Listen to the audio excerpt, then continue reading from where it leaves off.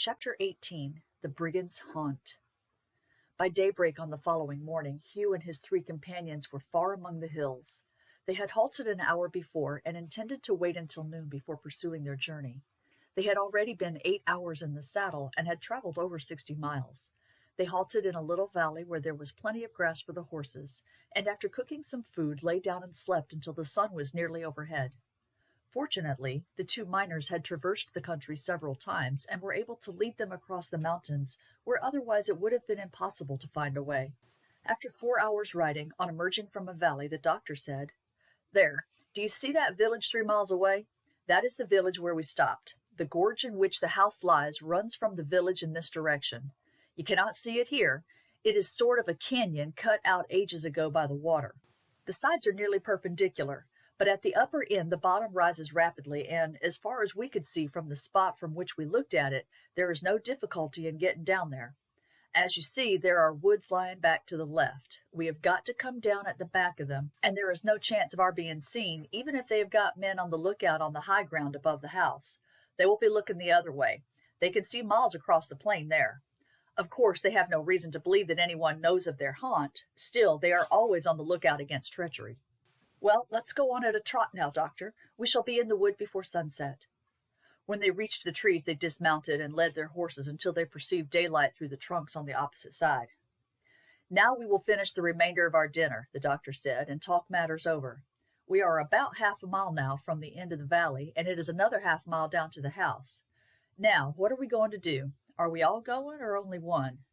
Hugh was silent. These men understood matters better than he did. "Only one, of course," Sim Hallett said. "The others can come on to the top of the valley so as to lend a hand if he is chased, but it would be just chucking our lives away for more than one to go.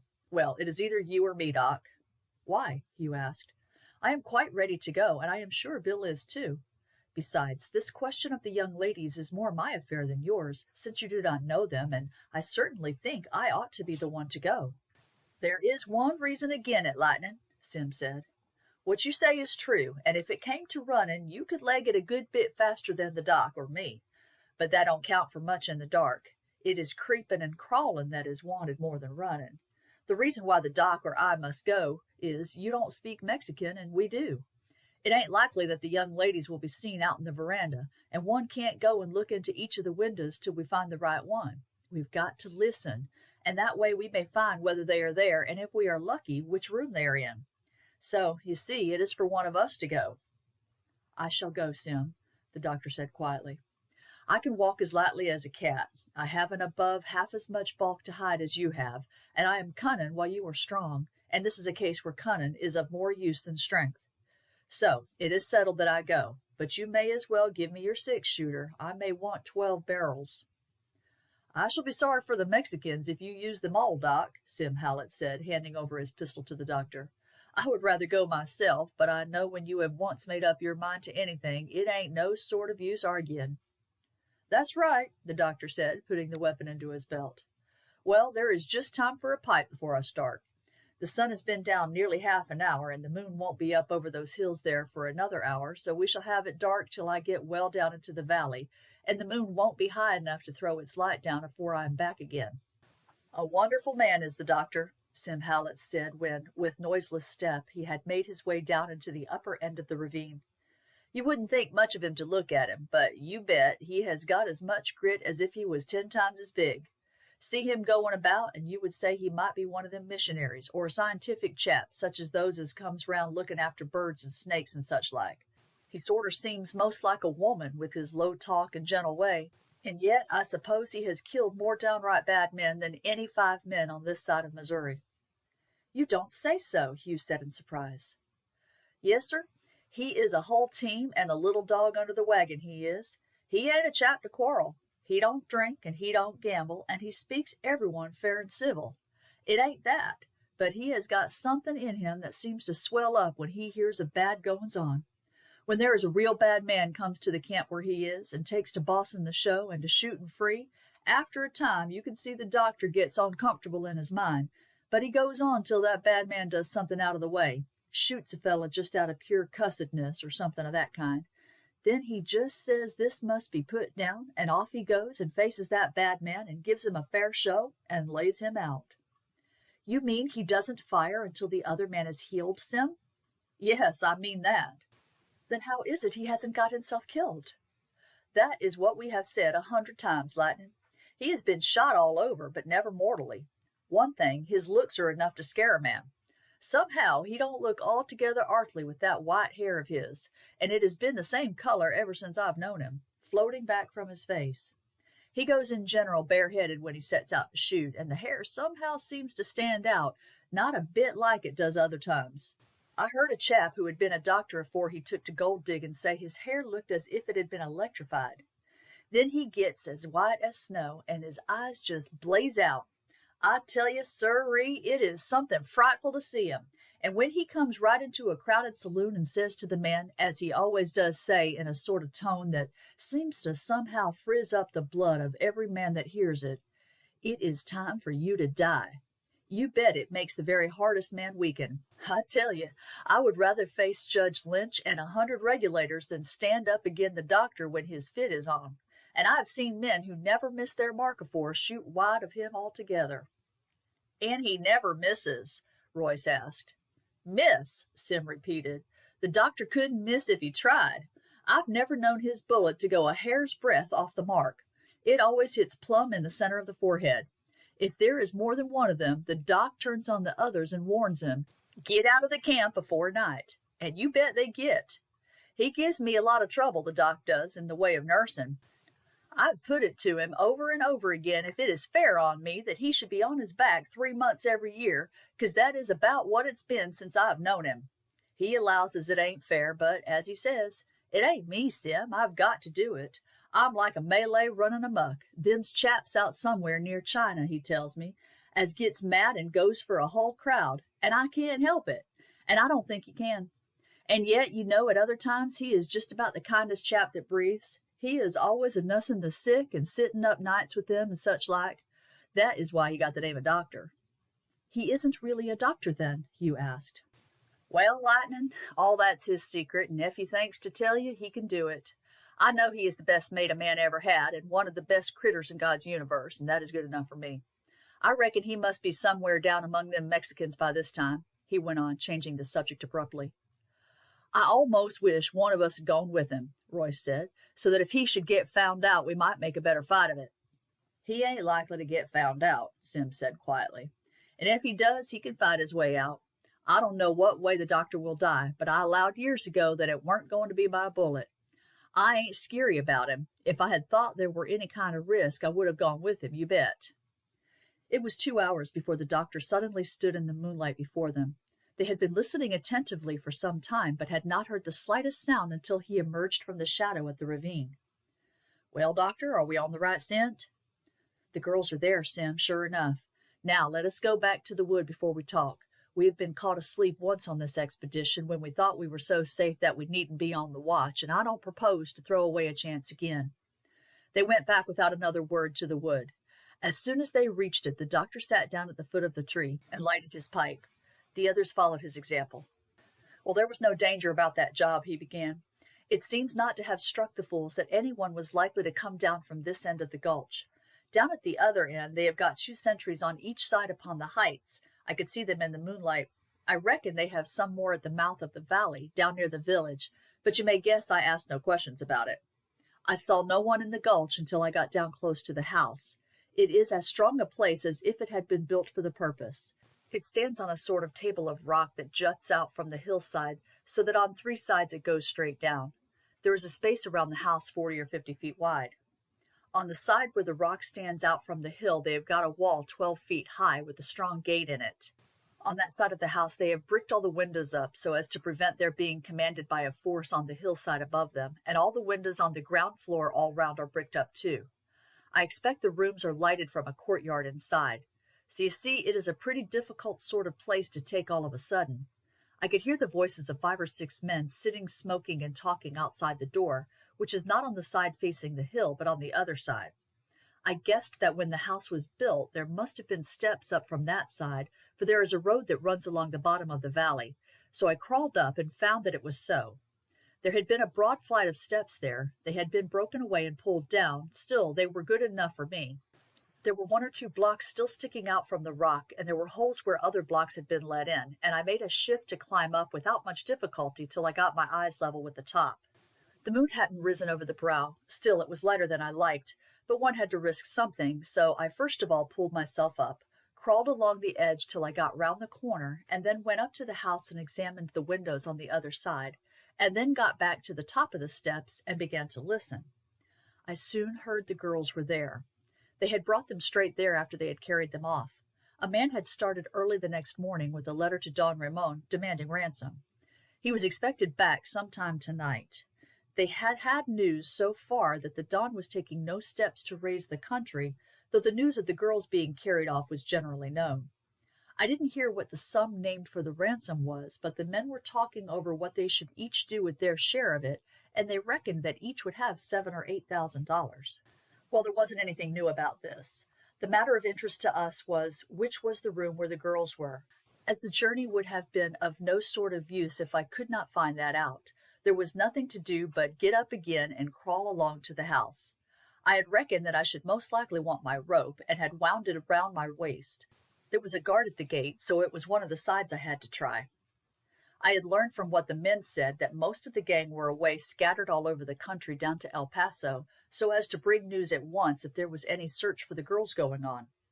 The chief and his lieutenant were down in the village and would ride in with the messenger who brought down Ramon's answer. There was a guard inside the house, because the men at the fire said it was time for 2 of them to go and relieve them, but I guessed that otherwise the house was empty. I threw my rope over a balcony and climbed up, opened the fastening of the window with my knife, and went in. Everything was quiet. I felt my way across the room to a window on the other side. I opened that and looked down into the courtyard.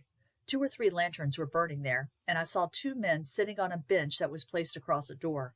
They were smoking cigarettes and had their guns leaning against the wall beside them. There was no doubt that was the room where the girls were. It was on the opposite side of the courtyard to that where I was standing, that is, on the side of the house facing down the valley, and was the corner room. I had learned everything I wanted now, so I had nothing to do but to shut the window, slide down the rope, shake it off the balcony, and come back again, and here I am. Well done, Doctor. You have succeeded splendidly. But what a pity we didn't all go with you. We could have cleared out that lot and rescued the girls at once. You might not have gone as quietly as I did, the doctor said. 4 men make a lot more noise than 1, and at the slightest noise the 7 men at the door would have been inside, the door bolted, and the first pistol shot would have brought in the guard at the gate, the 4 sentries on the height, and I expect as many more from the mouth of the valley. It would have been mighty difficult to break into the house with 9 men inside and as many out. Besides, it would never do to run risks, and even if we had done it and hadn't found the girls with their throats cut, we should have had to fight our way up the valley to the horses, and a bullet might have hit one of them. No.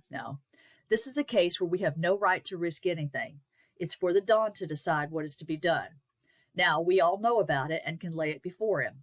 Lightning, you had better saddle up and ride with me. You must go because he knows you and will believe what you tell him. I must go because he will want me to guide the force back here so as to avoid any chance of their being seen on the way. The horses have done 80 miles since this time yesterday, so it's no use thinking of starting tonight. Besides, there's no hurry. We will be off in the morning. After breakfast, Sim was about to saddle the doctor's horse when Royce said, "The doctor had better take my horse. He is miles faster than his own." The girths were tightened. The doctor, as he mounted, said to Sim, "You will keep a sharp lookout over the house and reckon up how many go in and come out. I expect if the Don writes to say he will pay the money, a good many of those outside will come here.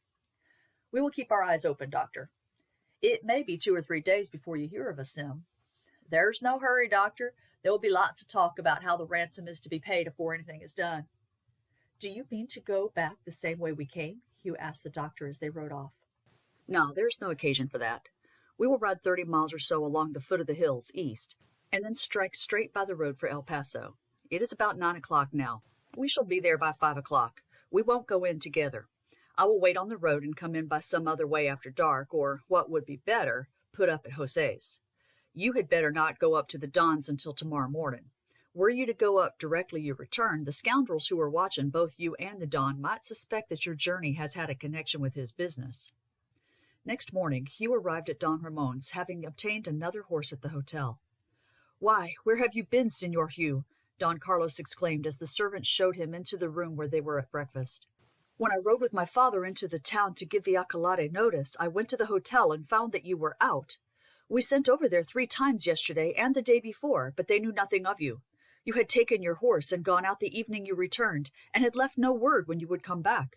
We have been quite anxious about you, and feared that some harm had befallen you also. We were quite sure that you would not have left without telling us of your intentions." "No, indeed," Hugh said. "I should have been ungrateful indeed for your kindness if I had left you in such terrible trouble. But before I tell you what I have been doing, please let me know what has happened here."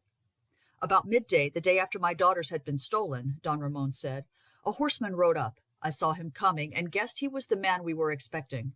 He was shown in here, and Carlos and myself received him. He handed me a letter. Here it is. I will translate it. Señor Don Ramon Perales, if you wish to see your daughters alive, you will, as speedily as possible, collect $200,000 in gold and hand them over to the messenger I will send for them. When I receive the money, your daughters shall be returned to you. I give you warning that if any effort is made to discover their whereabouts, or if any armed body is collected by you for the purpose of rescue, your daughters will at once be put to death. Signed, Ignatius Ritiero." "And what did you reply, Don Ramon?" "I wrote that it would take some time to collect so great a sum in gold, but that I would send up to Santa Fe at once and use every effort to get it together in the shortest possible time. I demanded, however, what assurance I could have that after the money was paid my daughters would be returned to me. To that I have received no answer." "No, you could hardly get one before this morning," Hugh said.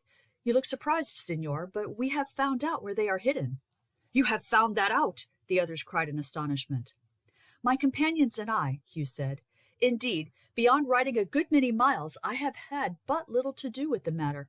The credit lies entirely with the 2 miners I spoke to you of, with whom I was going shortly to start on an expedition to a placer they know of." He then related the reason why the miners had suspected where the gang of brigands had their headquarters, and the steps by which they had ascertained that the girls were really there, and then explained the scheme that he and the doctor had, on their ride down, arranged for their rescue. Don Ramon, his wife and son, were greatly moved at the narrative. "You have indeed rendered us a service that we can never repay," Don Ramon said, "but the risk is terrible. Should you fail, it would cost you your lives, and would ensure the fate of my daughters." "We are in no way afraid about our own lives, Don Ramon. There are not likely to be more than 20 of these scoundrels there, and if we were discovered before we could get to your daughters, we could fight our way off, I think. In that case, seeing that there were only 4 of us, they certainly would not throw away their prospect of a ransom by injuring their captives. They would suppose that we had undertaken it on our own account as a sort of speculation, and though no doubt they would remove your daughters at once to some other place, they would not injure them. You see, our plan is that the force we propose shall be at hand, shall not advance unless they hear 3 shots fired at regular intervals.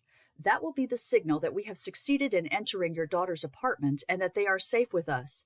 In that case, you will push forward at once to assist us. If, on the other hand, you hear an outbreak of firing, you will know that we have been discovered before we reached your daughters and will retreat with your force silently and return to El Paso by the same route by which you went out, and you would then, of course, continue your negotiations for a ransom." "At any rate," Don Carlos said, "I claim the right of accompanying you. It is my sisters who are in peril, and I will not permit strangers to risk their lives for them when I remain safe at a distance. You must agree to that, Senor." "I agree to that at once," Hugh said. "I thought that it was probable that you would insist upon going with us. It is clearly your right to do so." "It must not be attempted," Don Ramon said gravely, "if in any way I can recover my daughters by paying the ransom. The risk would be terrible, and although $200,000 is a large sum, I would pay it 4 times over rather than that risk should be run. The question is, what guarantee the brigands will give that they will return their captives after they have received the money? I shall know that soon. We will decide nothing until I receive the answer." "Would it not be well, Senor, for you to go over to arrange with the officer in command of the fort for 20 or 30 men to start with you at a moment's notice? If you decide to make this attempt to rescue your daughters, the sooner we set about it the better, that is, if you intend to take troops instead of a party of your own men." "I have already seen the commandant," Don Ramon said. He is a personal friend, and rode over here directly he heard the news, and offered to place the whole of his force at my disposal, should I think fit to use it." At this moment a servant entered, and said that a man wished to see Don Ramon. The Mexican left the room, and returned in a minute with a letter. It was brief. "Señor, if you want your daughters back again, you must trust us. We give no guarantees beyond our solemn pledge. You will tell my messenger on what day you will have the money ready, and do not delay more than a week. He will come again to fetch it. See that he is not followed, for it will cost your daughters their lives if an attempt is made to find out where he goes. Your daughters will be returned within 24 hours of your sending out the money." "We will try your plan, señor," Don Ramon said firmly. "I would not trust the word of these cutthroats, or their oaths even, in the smallest matter, and assuredly not in one such as this. What shall I say in reply to this letter?" "I should write and say that, although their conditions are hard, you must accept them, but that you doubt whether you can raise so large a sum of gold in the course of a week, and you beg them to give 10 days before the messenger returns for it, and you pledge your honor that no attempt whatever shall be made to follow or to ascertain the course he takes." Don Ramon wrote the letter, and took it down to the hall where the messenger was waiting, surrounded by servants who were regarding him with no friendly aspect. "There is my answer," Don Ramon said as he handed the letter to the man. "Tell your leader I shall keep my word, and that I trust him to keep his. Now, Señor Hugh, will you give me the details of your plan? How do you propose that the troops are to be close at hand when required without their presence being suspected?" "The doctor's idea was this, señor, that you should this morning send a letter by a servant to the commandant.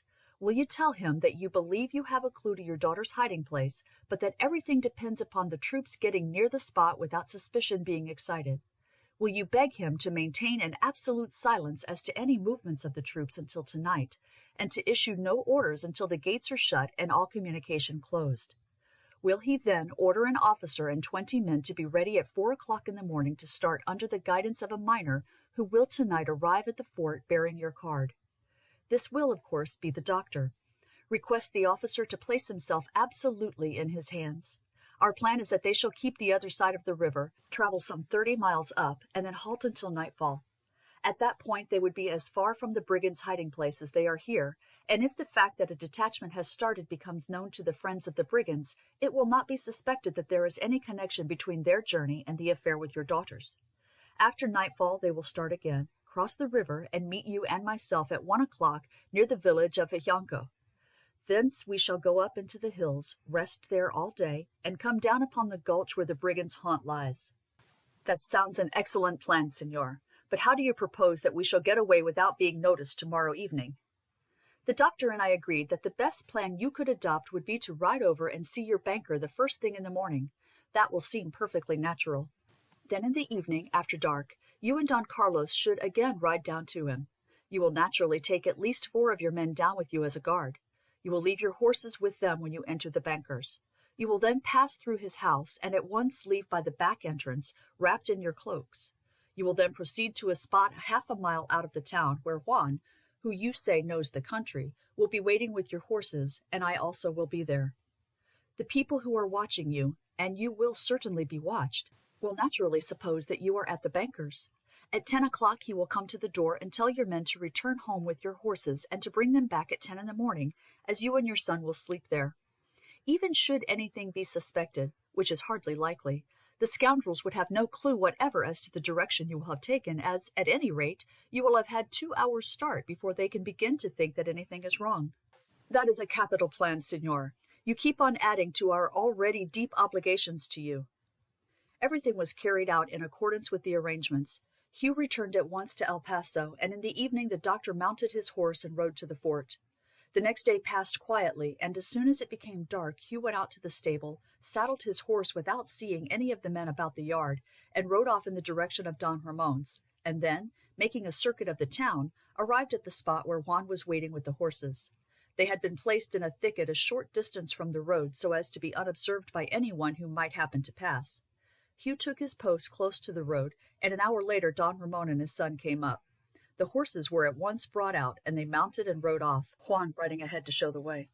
They maintained a fast pace, for at 1 o'clock they were to meet the troops at the appointed place. They arrived a quarter of an hour before the time, and 10 minutes after the hour heard the tramping of horses. The doctor was riding ahead, and halted when he came up to the group. "Has it all gone well, Lightning?" he asked. "Excellently, as far as we know." "This is Lieutenant Mason, who is in command of the troops," the doctor said as a figure rode forward. "Lieutenant Mason, this is Don Ramon Perales." "You are punctual, senor," the officer said. "I have orders to place myself and my men entirely at your disposal. I think we had better have half an hour's halt before we go further. We have ridden fast, and you must have ridden faster, as your guide told me you were not to leave El Paso until 8 o'clock, and I presume we have a good deal farther to go tonight." "Another 20 miles, the doctor said. "The moon will be getting higher, and we shall want all her light. It will do no harm if we halt an hour, Lieutenant, and eat our supper while the horses are eating theirs." During the halt the doctor had a long talk with Juan, who came from this part of the country and knew it well. When they mounted, instead of riding through the town, they struck off by a bypath before they reached it. 3 hours later they were deep among the hills, and then again halted after turning off from the track they had been following into a ravine. The girths were loosened and the horses allowed to graze, and the men, wrapping themselves in cloaks or blankets, were soon asleep, a sentry being placed at the entrance to the ravine. At 10 o'clock all were on their feet. Fires were lighted and breakfast cooked, and then, following mountain paths, they rode until 2 in the afternoon, at which time they reached the valley from which the party had before made their way down to the wood near the ravine. At dusk they again mounted and rode on to the wood. They were met at the edge of the trees by Sim Howlett and Royce. "I was expecting you tonight, boys," Sim said. "We looked out for you last night, but I didn't reckon as you could possibly do it." "Have you any news of my daughters?" Don Ramon asked eagerly. "Nary a word," Sim replied. "Bill and me have never had our eyes off the house from sun up to sundown. Lots of fellows have come and gone on horseback. Of course we cannot answer for what has been done after nightfall, but we reckon there's about 30 men there now, not counting those they may have in the village and the sentries down by the mouth of the valley. I calculate the best part of the gang is there now. The chiefs would like to keep them under their eye. They will think the only thing they have got to be afraid of is treachery. I suppose matters stand as they did when you left, Doc?" "Just the same.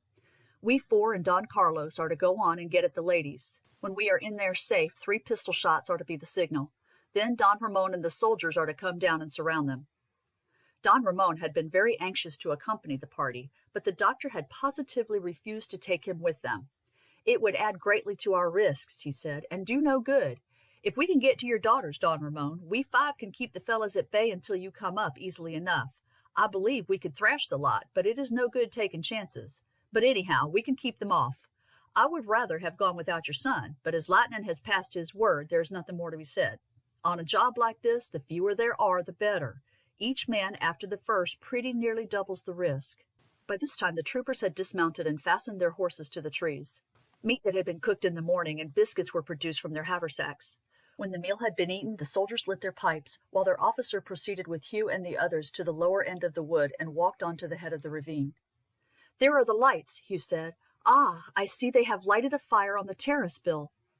"I expect they are pretty crowded in the house," Bill said, "but they go in to sleep.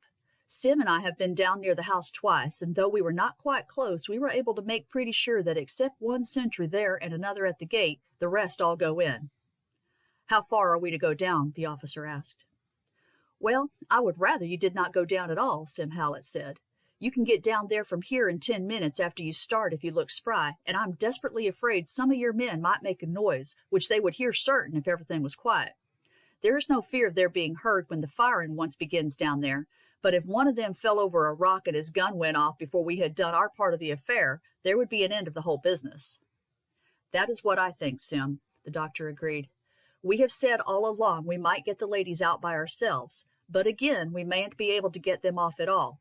But we can defend them easy enough if we can get into their room. 5 minutes won't make any difference about that, and it is everything to avoid the risk of noise until we get at them. If they discover us before we get there, we just fall back fighting. They will think that we are only a small party, and the ladies will be none the worse." "If you think that is the best way, we must agree to it," Don Ramon said. "But we shall have a terrible time until we get to you." "Don't you be afeared," Sim Howlett said. "The doctor, me, Lightning, and Bill could pretty well wipe them out by ourselves, and we reckon on our 6-shooters a sight more than we do on the soldiers." Chapter 19. A Fight and a Rescue. Soon after sunset the 5 men started. The doctor was of opinion that it was better not to wait until the brigands had retired to rest. "Of course, we cannot begin operations," he said, Until all is quiet, but as long as the men are sitting around the fire smoking and singing, they will keep a very careless guard, and any noise we make will pass unobserved. When they once get quiet, the sentries will begin to listen, but until then we might almost walk up to their fires without being observed. It was necessary to move slowly and cautiously, lest they should fall over a rock or stump, but the doctor led the way, and the others followed close behind him. 20 minutes' stealthy walking took them to the spot whence the doctor had before reconnoitered the house. A fire blazed on the terrace, and some 15 men were sitting or lying round it. The light fell upon bottles and glasses. One of the party was playing upon a mandolin and singing, but few of the others were attending to him, a noisy conversation plentifully sprinkled with Spanish oaths being kept up. "The room where your sisters are confined," the doctor said to Don Carlos, "is round the other side of the house. I did not mean to begin until all were asleep, but they are making such a noise down there that I do think it will be best to move at once, and if possible to let your sisters know that we are here. So we will work quietly round to that side. They had no sentry there last time, but they may have tonight." After 20 minutes of cautious movement, they reached the foot of the rock on which the house stood. The doctor had brought out from El Paso a small grapnel and rope. The former had been carefully wrapped round with strips of cloth so as to deaden any sound. It was now thrown up, and at the second attempt became firmly fixed above. "Do you mount first, Lightning," he said to Hugh. "When you get up, lie quiet for a minute or two. When you have quite assured yourself that all is clear, give the rope a shake. We others will come up one by one. Let each man, when he gets to the top, lie down." Don Carlos followed Hugh, and the others soon joined them. "You see that light there?" the doctor said to Don Carlos. "That is your sister's room. As I told you, the windows on the ground floor are all blocked up, but 3 or 4 bricks have been left out just at the top of each for the sake of light and air. Now, Sim and you had better go together. He will stand against the wall, and if you climb onto his shoulders, I think you can just about reach that hole, pull yourself up, and look in. I need not tell you to be as silent as possible, for there may be someone in with them. If they are alone, tell them what we are going to do. See whether there are any bars inside the brickwork. I'm afraid there are sure to be. The Spanish houses most always have bars to the lower windows. Royce, you and I will go to the right-hand corner of the house. You go to the left, Lightning. If you hear anyone coming, give a low hiss as a warning. Then we must all lie down close to the wall. It is so dark now that unless a man kicks against us, he won't see us. If he does touch one of you, he is likely to think it is one of his own party lying down there for a sleep. But if he stoops over to see who it is, you have got either to stab him or to grip him by the throat so that he can't shout. Now, I think we all understand." The 5 men crawled cautiously to their respective stations. "Now, young fella," Sim said to Don Carlos, "if, when you are mounted on my shoulders, you find you cannot reach the hole, put your foot on my head. You won't hurt me with them moccasins on. Directly you've got your fingers on the edge, give a little pat with your foot to let me know, and I will put my hands under your feet and help hoist you up. You can put a biggish slice of your weight on me. When I'm tired, I will let you know. I will lean right forward against the wall. That will help you to climb up. Now." When he stood up on Sim's shoulders, the young Mexican found that he could reach the opening. Getting his fingers firmly upon it, he gave the signal, and with Sim's aid had no difficulty in raising himself so that he could look into the room. 2 candles burned upon the table, and by their light he could see the girls stretched on couches. "Hush, girls, hush," he said in a low voice. "It is I, Carlos. Silence for your lives."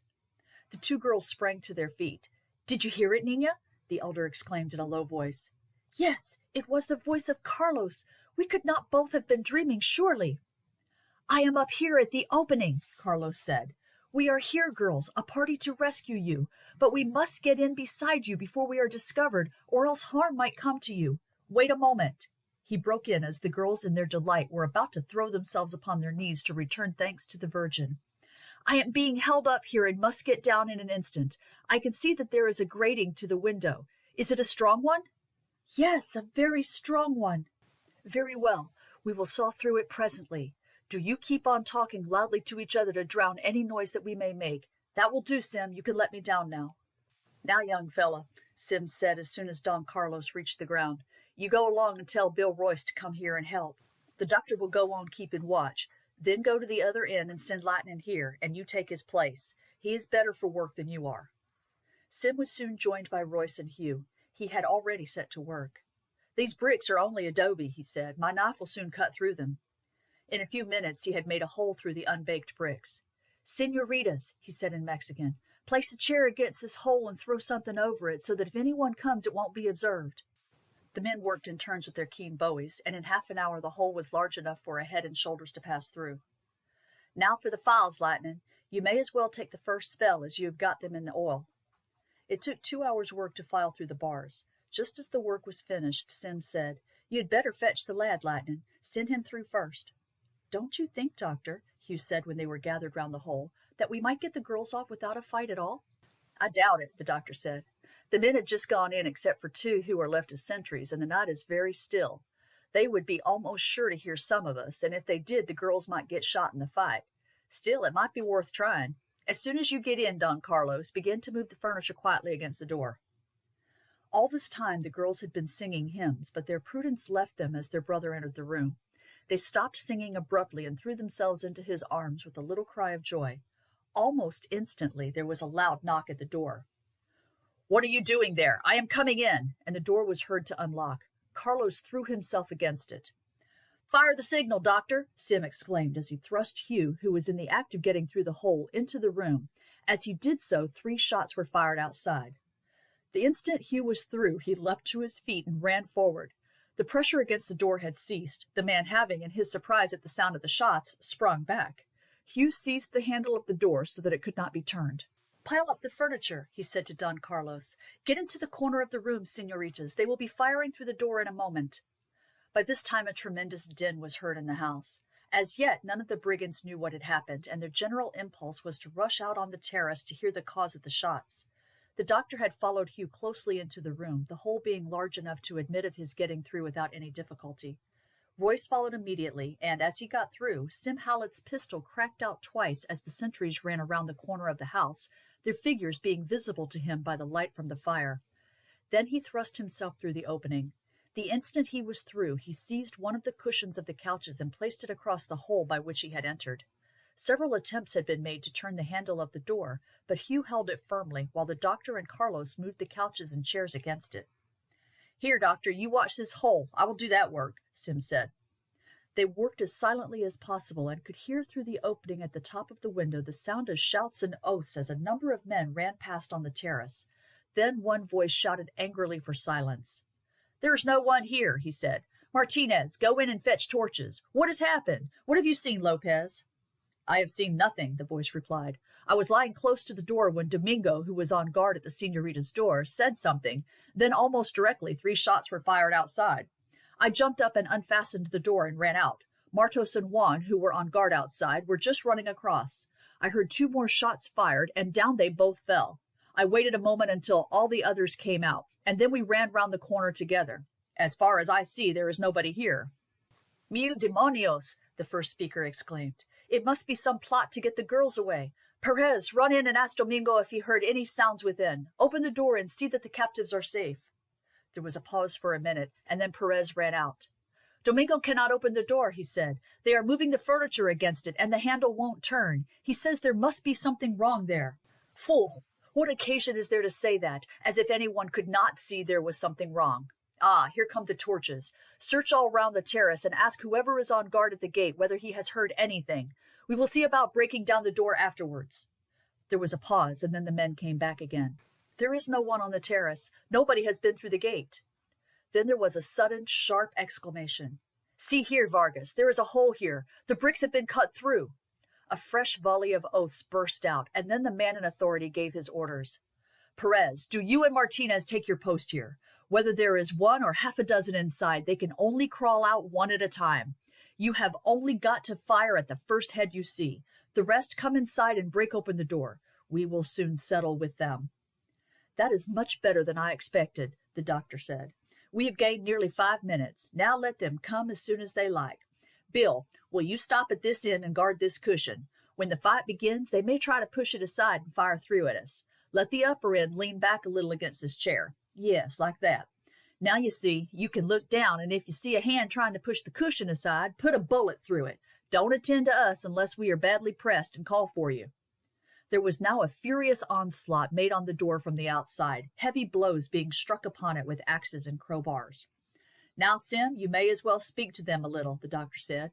"When you have emptied your Colt, I will have a turn while you are loading." The noise of the blows was a sufficient indication to Sim where the men wielding the weapons were standing. He had already recharged the 2 chambers he had emptied, and now, steadily and deliberately, he fired 6 shots through the panels of the door, and the yells and oaths told him that some of them had taken effect.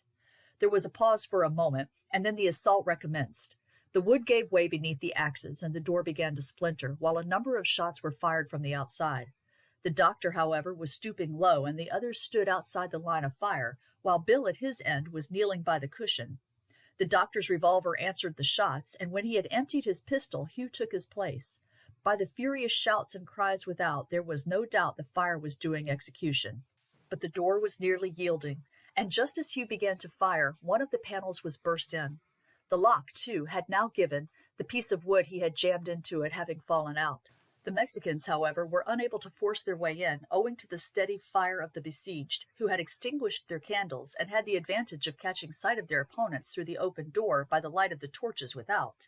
The besieged shifted their places after each shot, so that the Mexicans fired almost at random. For 10 minutes the fight had raged when there was a sudden shout, followed by a discharge of firearms without. A cheer broke from the defenders of the room, and a cry of despair and fury from the Mexicans. The attack on the door ceased instantly, but a desperate struggle raged in the courtyard. This went on for 3 or 4 minutes, when the Mexicans shouted for mercy and the firing ceased.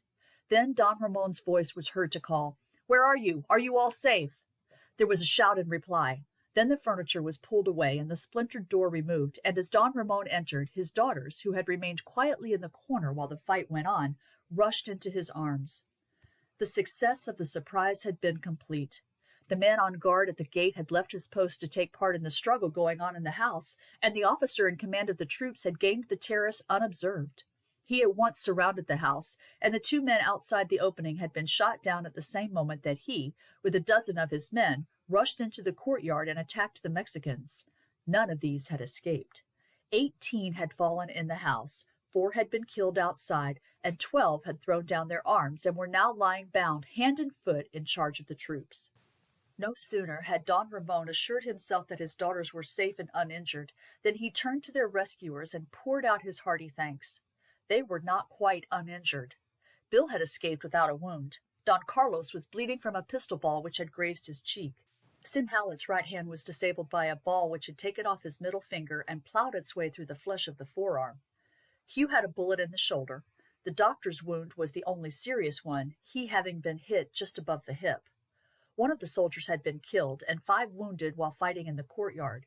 Leaving Don Ramon and his son to question the girls as to what had befallen them, and to tell them how their rescue had been brought about, the others went outside. "Let's have a blaze, Lieutenant," Sim said. "Most of us want dressing a bit, and the doctor is hit very hard.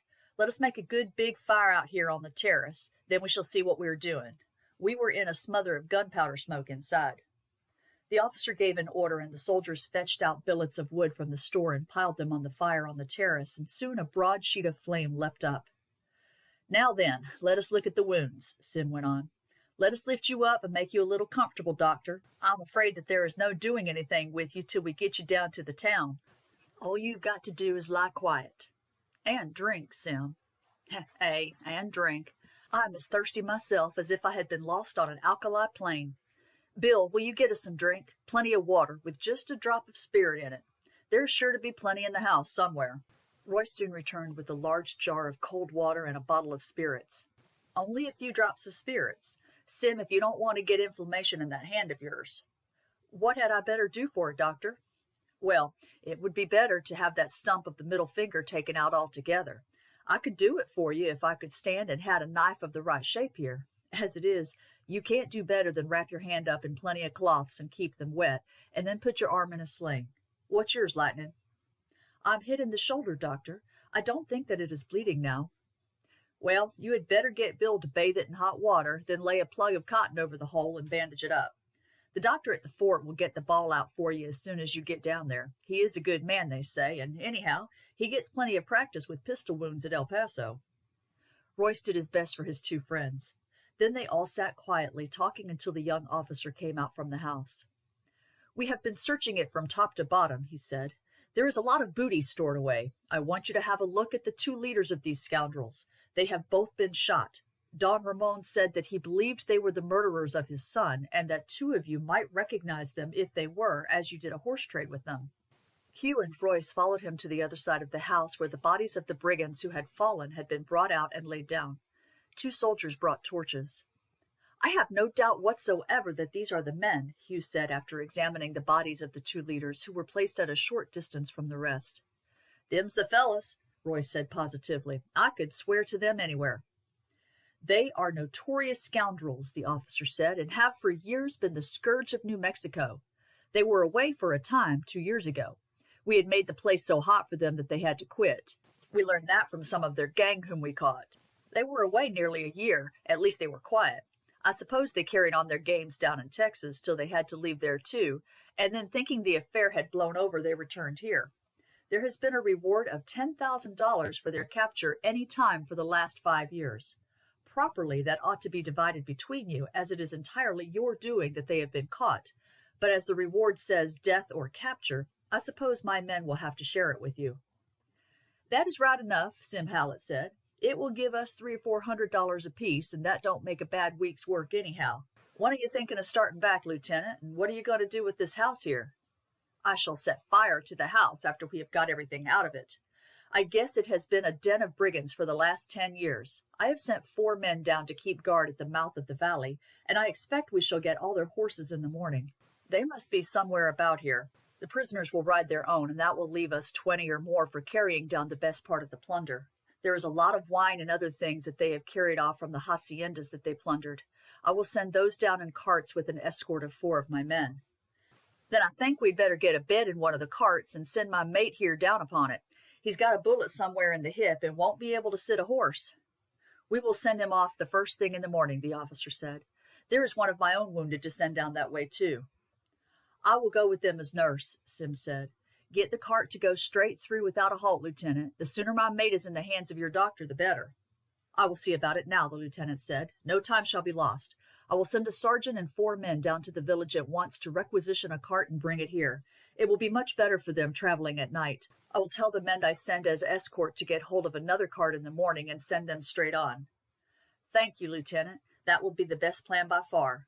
Don Ramon now came out of the house and joined the group. "In the name of my children, their mother, and myself, I thank you most deeply, Signors, for the noble way in which you have risked your lives for their rescue. Had it not been for you, God knows whether I should have seen my daughters again, for I know that no oaths would have bound those villains, and that when they had obtained the ransom they would never have let my daughters free to give information that would have led to their capture. I shall always be your debtor, and the only drawback to my pleasure is that 3 of you have been wounded." "The doctor here is the only one wounded seriously," Sim Hallett said. "My hand and arm will soon heal up, and the loss of a finger is no great odds anyway. I don't suppose Lightning's shoulder will turn out worse than my arm. As for the doctor, he is hit hard, but he has been hit hard so many times and has pulled through it that I hope for the best." "Signor Hugh," Don Ramon said, "it was indeed a fortunate day for me when I questioned you concerning my son's horse, for it was to your advice and to your enlisting your friends on my behalf that I owe it chiefly that my daughters are with me this evening.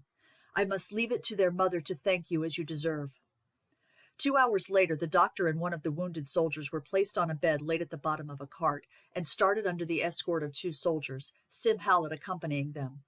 As the girls had expressed the greatest disinclination to remain in the house where they had been prisoners, and where so much blood had just been shed, they with the rest of the party returned with the sergeant and 6 soldiers carrying torches up the valley to the wood, where the horses had been left.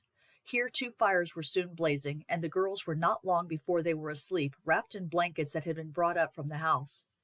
The following morning, Hugh and Royce handed over their horses for the use of the girls, who were both accomplished horsewomen, and, mounting the horses of Sim and the doctor, they started with Don Ramon, his son, and daughters. 15 miles before they got to El Paso, they passed the cart with the wounded men, and Hugh said he would ride into the fort to ensure the doctor being there when they arrived. Royce and he accompanied Don Ramon and his party to the gate of the hacienda, which they reached just at sunset. The Mexican was warm in his entreaties to Hugh to become his guest until his wound was healed, but he declined this on the ground that he should be well cared for at the fort and should have the surgeon always on hand. "I shall be over the first thing in the morning to see you," Don Carlos said. "I shall want my own face strapped up, and I warn you, if the doctor says you can be moved, I shall bring you back with me." Royce accompanied Hugh to the fort. The commandant was highly gratified when he heard of the complete success of the expedition, and still more so when he learned that the two notorious brigands for whom he and his troopers had so often searched in vain were among the killed. Hugh was at once accommodated in the hospital, and the surgeon proceeded to examine his wound. It was so inflamed and swollen with the long ride, he said, that no attempt could be made at present to extract the ball, and rest and quiet were absolutely necessary. 2 hours later the cart arrived. The doctor was laid in a bed near that of Hugh, the third bed in the ward being allotted to Sim Howlett. The doctor's wound was pronounced by the surgeon to be a very serious one. It was some days before, under the influence of poultices and embrocations, the inflammation subsided sufficiently for a search to be made for the bullet in Hugh's shoulder. The surgeon, however, was then successful in finding it embedded in the flesh behind the shoulder bone, and having found its position, he cut it out from behind. After this, Hugh's progress was rapid, and in a week he was out of bed with his arm in a sling. The doctor, contrary to the surgeon's expectations, also made fair progress. The bullet could not be found, and the surgeon, after 1 or 2 ineffectual attempts, decided that it would be better to allow it to remain where it was. The stump of Sim's finger was removed the morning after he came in, and the wound had almost completely healed by the time that Hugh was enabled to leave the hospital a month after entering it. Don Ramon and his son had ridden over every day to inquire after the invalids, and had seen that they were provided with every possible luxury, and he carried off Hugh to the hacienda as soon as the surgeon gave his consent to his making a short journey in the carriage.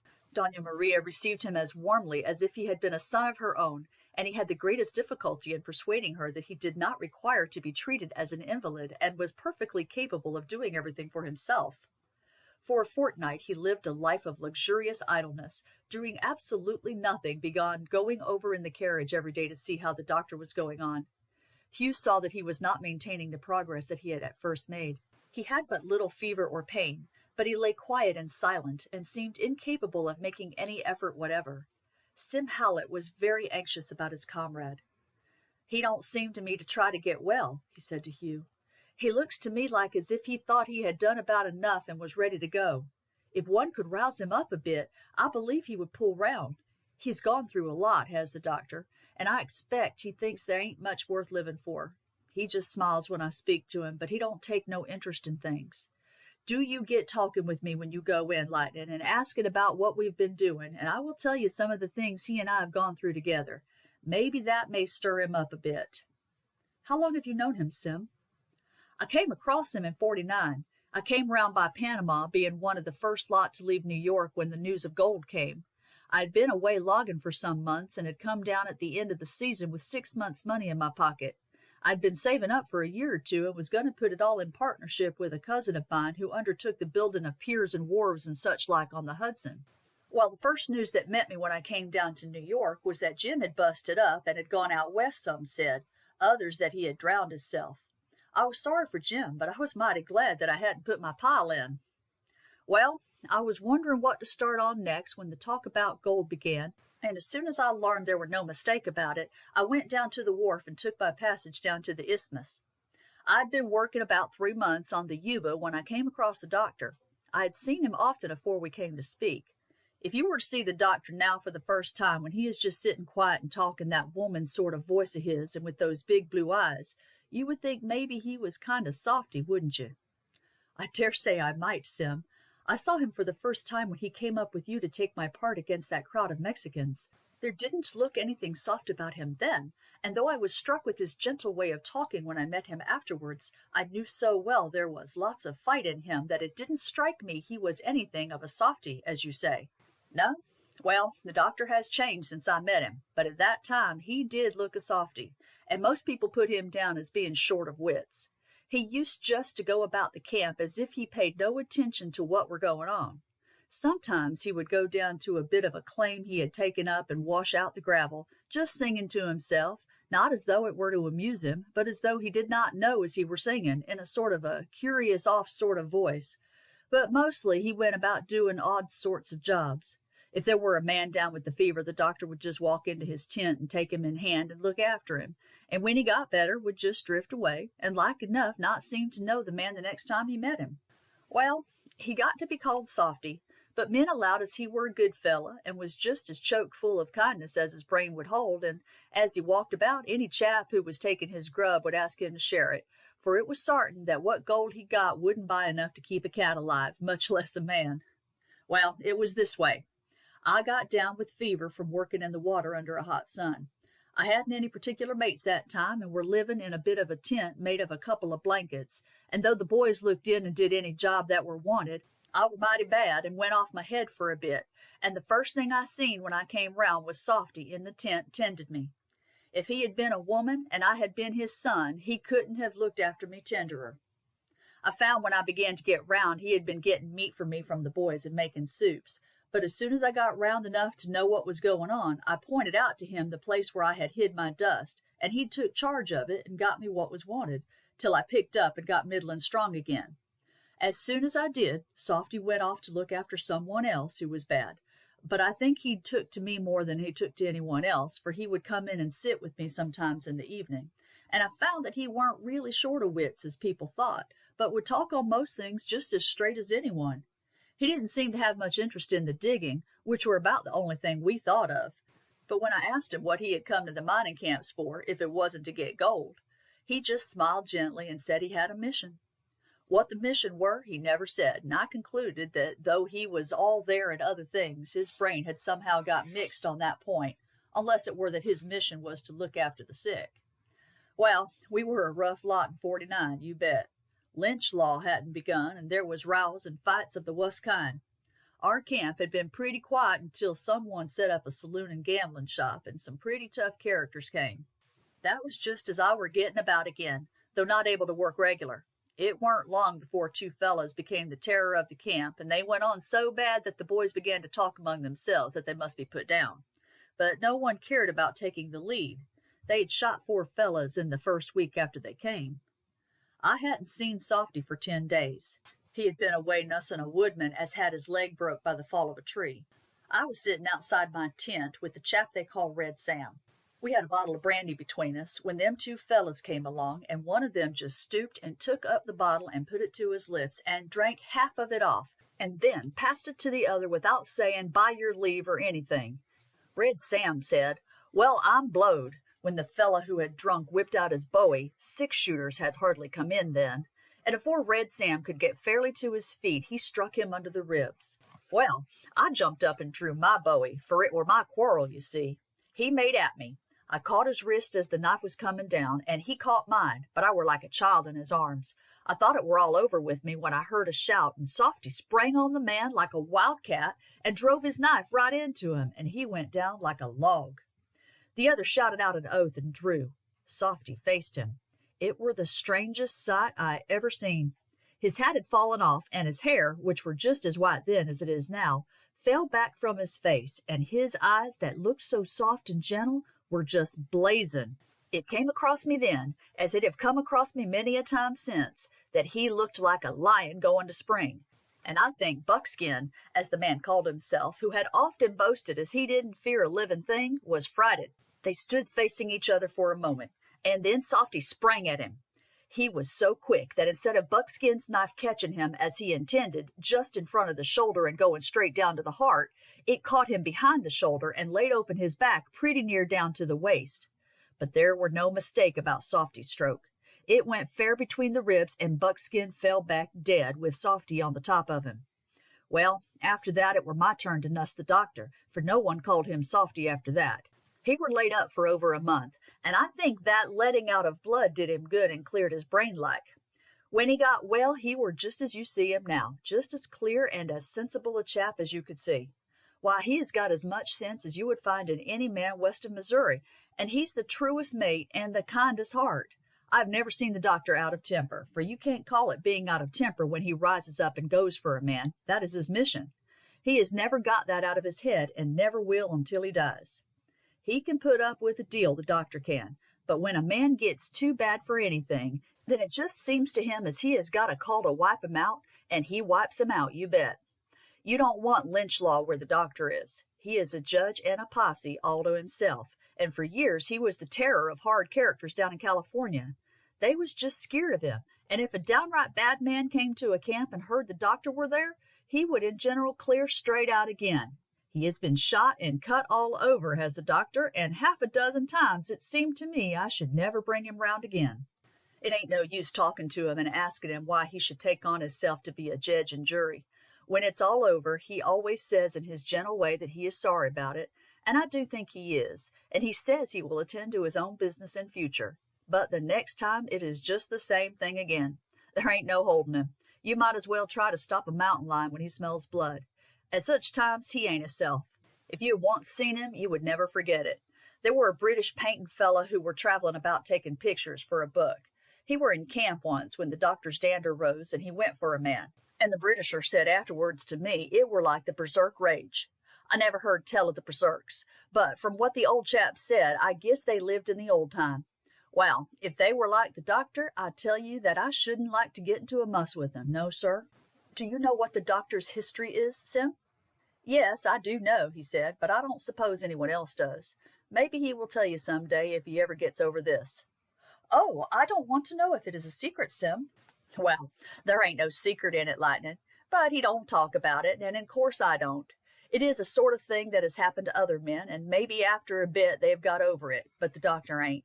You see, he ain't a common man. He has got the heart of a woman, and for a time it pretty nigh crazed him. Chapter 20. The Avenger. Hugh told the coachman to go back to the hacienda and to return for him late in the evening, and then went in with Sim. The doctor smiled faintly as Hugh sat down beside him and asked how he was getting on. I'm getting on, lad, he said. I reckon I shall be there before long. Hugh affected to misunderstand him. You must pick up strength, he said, or we shall never carry out that expedition among the Apaches, you know. If you wait for that, you will wait a long time, the doctor said quietly. I hope not, Hugh said cheerily. By the way, Sim, you told me you would tell me of some of your adventures in the early days of California. I am interested in that because I had an uncle there. He was 10 years or so out there. What was his name, Lightning? Sim asked. His name was Will Tunstall. An exclamation burst from both his hearers. Your uncle! Sim exclaimed. Well, that beats all, and to think that we should have been all this time together and never known that. Is your name Tunstall, too? Yes, Hugh Tunstall. To think now, Doctor, Sim said, and we never knowed him except as Hugh or Lightning, and he is Will Tunstall's nephew. Well, lad, Bill, English Bill we called him, was a mate of ours, and a better mate men never worked with. You are like him, lad, the doctor said in a voice so different from that in which he had spoken before that Hugh quite started. I thought you reminded me of someone, and now I know. It was English Bill. He was just as tall and as straight as you are, and laughed and talked just as you do. I wonder, Sim, we didn't notice it at once. Well, well, that is strange. Hugh was greatly surprised. It was indeed strange that he should have met these two mates of his uncle. Stranger still that they should have entertained such evident affection for a man who seemed to him to differ in character so widely from them. He was surprised, too, at the doctor's remarks about his resemblance to his uncle, for he could see no likeness whatever. Well, he said, I should have had no idea that I was like my uncle. I think you must have forgotten his figure. He is tall and muscular, certainly, but he is much darker than I am, and, I think, altogether different. The doctor and Sim looked at each other with astonishment. There must be some mistake, Sim said. Do you say your uncle is alive now? Certainly I do, Hugh replied in turn surprised. Ah, then, it isn't the same man, Sim said. Our Bill Tunstall was killed 10 years ago. It is odd, too. Tunstall ain't a common name, at least not in these parts. If you had ever said your own name before, I should have noticed it and asked you about it. But Royce always called you Lightning or Hugh, and one may know men here for years by the name they have got without ever thinking what name they might be born with. Is Tunstall a common name in England, Lightning? The doctor asked. No, I don't think so, Doctor. I never met any others. We came from the north of England, from Cumberland. So did English Bill, Sim said. Never heard tell of a chap that came out from there of that name, a tall, straight, strong fellow like you. He must have come out before you were born, though. Of course, we didn't know him for years afterwards. My uncle came out here before I was born, Hugh said, but I never heard of anyone else of the same name doing so. Still, if your friend is dead, of course it isn't the same, for my uncle is alive. At least he was 2 years ago. He is strong and active and well knit, but he is not tall as I am by 2 inches, I should say. "Lift me up in bed, Sim," the doctor said excitedly. "How long ago did your uncle return?" "Over 6 years ago," Hugh replied, surprised at this strange excitement upon the part of a man who, 10 minutes before, had seemed to have no further interest in anything. 6 years ago, Sim. You hear that? 6 years ago. Gently, doctor, gently. What are you driving at? Sim asked, really alarmed at his mate's excitement. The doctor paid no attention to him. And he had been a great many years away. Went away as a boy, and when he came back was so changed they wouldn't have known him. Yes, that was so, Hugh said, more and more surprised. You hear that, Sim? You hear that? The doctor exclaimed sharply. I hear it, mate, but do you lie down. You are not strong enough to be exciting yourself like this, though I am blamed if I can see what it is about. What did he go home for? The doctor asked, still unheeding Sim. He went home because my father had died, and he came in for a considerable property, and he was one of my guardians. Do you hear that, Sim? The doctor cried in a loud, shrill voice that was almost a scream. Do you see it all now? Just you run and call the surgeon, Lightning. The doc's going clear off his head. Stop, the doctor said as Hugh was about to hurry off. If Sim wasn't that thick-headed, he would see what I see. Give me a drink. Hugh handed him a glass of lemonade, which he tossed off. Now then, Sim, haven't I told you this young fellow was like someone, though I couldn't mind who? Don't you see it as our mate, English Bill? Yes, he is like him, Sim said. Now you name it. He is a bit taller, and his figure is loose yet, but he will widen out until he is just what Bill were. Like what his uncle was, the doctor broke in. Don't you see, Sim? His uncle was our mate. But how can that be, doctor? Don't you hear him say as his uncle is alive in England, and didn't we bury poor Bill? You've heard Hugh say what his uncle came home for. What was Bill going home for, Sim? Ah, Sim exclaimed suddenly as a light flashed across him. It was just what Lightning has been saying. His brother was dead, and he was going home to be guardian to his nephew, and because he had come into an estate. Quite so, only he never went, Sim, did he? No, certainly he never went, Doc. There is no doubt about that. But somebody did go, the doctor said, and we know who it was. The man who killed him and stole his papers.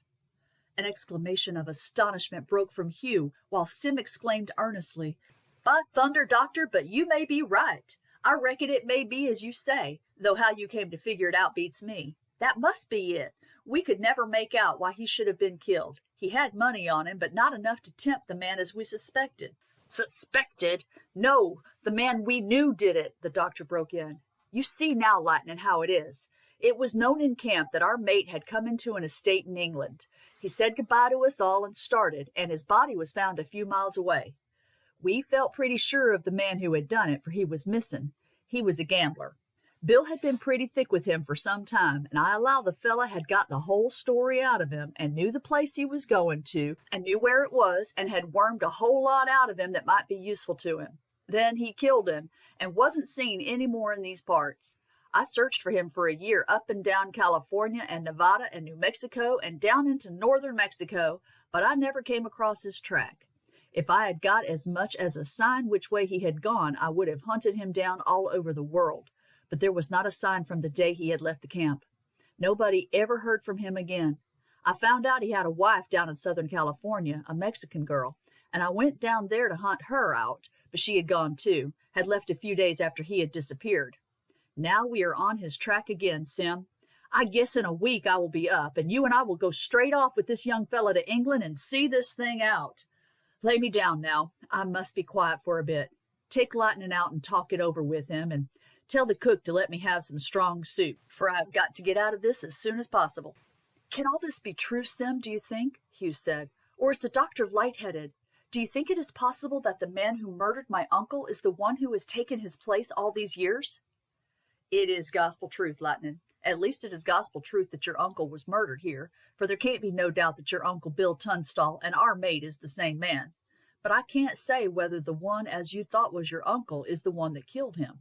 Your description is like enough to him. Tell me a little more about him. He is rather dark, with a mustache but no whiskers. He has a quiet manner. He is slight, but gives you the idea of being very strong.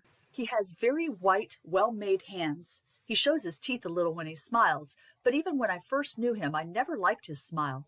There was something about it that wasn't honest. and he brought over with him a Mexican wife. That's him, Sim said in a tone of conviction. You have just described him. He has a light sort of walk like a cat, and a tigerish way with him all over. There ain't a doubt that is the man. And what is the woman like? She has always been very kind and good to me, Hugh said. No aunt could have been kinder. I am awfully sorry for her, but I hated the man. That was why I left England. I came into the room one day and found that he had knocked his wife down, and I seized him. Then he knocked me down, and I caught up the poker. I was no match for him then in strength.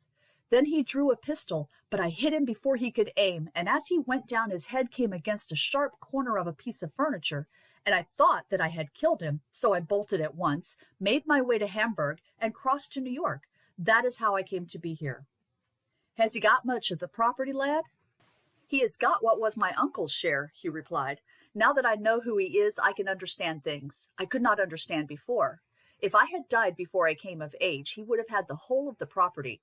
He used to get the most vicious horses he could find for me to ride, and I remember now when we were in Switzerland together. He wanted to take me up mountains with him, but my aunt wouldn't let me go. Then he offered to teach me pistol shooting, but somehow he dropped that, and my aunt taught me herself. I think she must have stopped him. Thinking it all over now, I feel sure that he must have intended to kill me somehow, and that she managed to save my life. There were often quarrels between them, but she didn't seem to be afraid of him. I think that she must have had some sort of hold over him. Well, there is one thing, Sim said after a pause. I believe this here discovery has saved the doctor's life. He had made up his mind that he had done with it and wasn't going to try to get better. Now, you see, he is all eagerness to get on this fellow's scent. If he had been a bloodhound, he could not have hunted the country closer than he did for that thar tarnal villain. He had an idea it were his business to wipe him out, and when the doctor gets set on an idea like that, he carries it out. It will pull him round now. You see if it don't. I do hope so, indeed, Sim, Hugh said warmly. The doctor is a wonderful fellow, and if it hadn't been for him, we should never have arrived at this discovery. Well, I am glad. Of course, I am sorry to hear that my uncle was murdered, but as I never saw him, that does not affect me so much. But I am glad to hear that this man whom I hated, a man who ill-treated his wife and who spent all his time at horse racing and gambling, is not my uncle and has no right to a share in the property that has been in our family for so many years. I only hope that this excitement will not do the doctor any harm. I'm sure that it will do him good, Sim said confidently. But it were strange to see a man who looked as if he were just dying out wake up like that. But that has always been his way. Just as quiet as a woman at most times, but blazing out when he felt that were a great wrong, and that it were his duty to set it right. I can tell you now what I know about his story. Now he knows you are English Bill's nephew, he won't mind your knowing.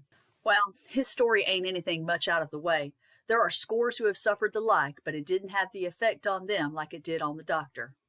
He is really a doctor trained and educated. He married out east. He were a quiet little fella and not fit to hustle round in towns and push himself forward, so he and his wife came round and settled in California somewhere about 36.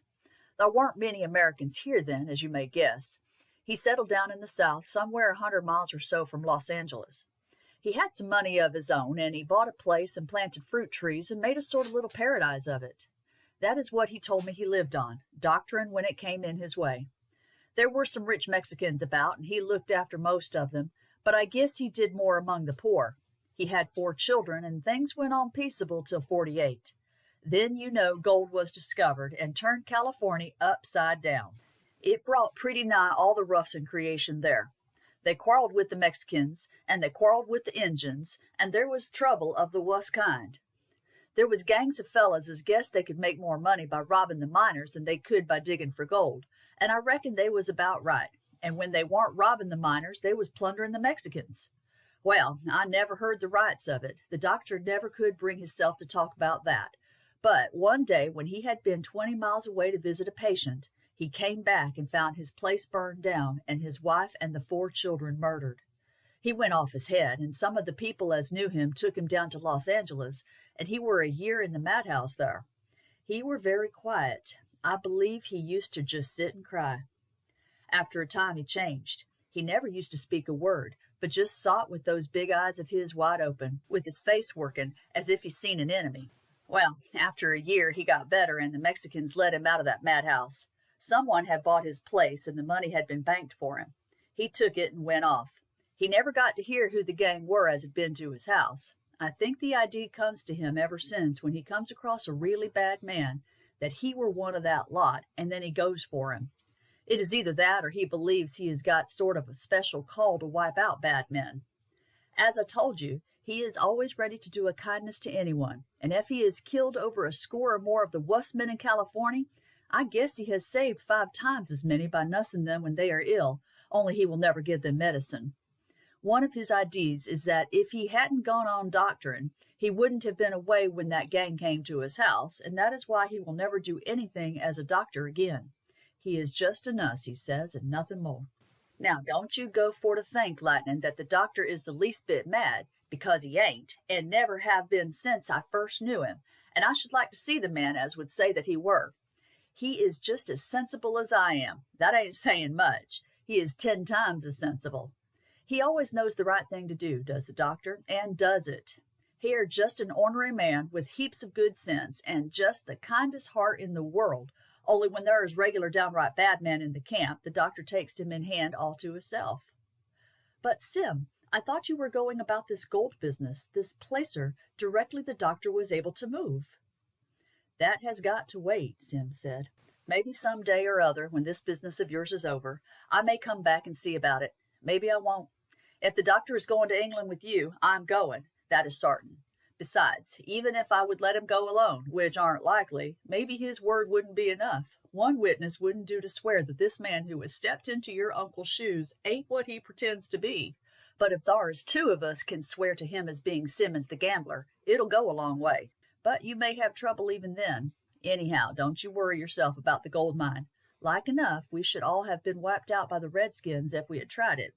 Now, I will look in and see how the doctor is afore you go. Sim returned in 2 minutes, saying that the doctor had drank a bowl of soup and had told the orderly who brought it that he was going to sleep as he wanted to get strong, being bound to start for a journey in a week's time. As the carriage was not to return until late, Hugh started to walk over to Don Ramon's as he wanted to think over the strange news he had heard. "Your friend is better, I hope," the Signora said as he entered, "or you would not have returned so soon." "He is better, Signora. We have made a strange discovery that has roused him up and given him new life, while it has closely affected me. With your permission, I will tell it to you all."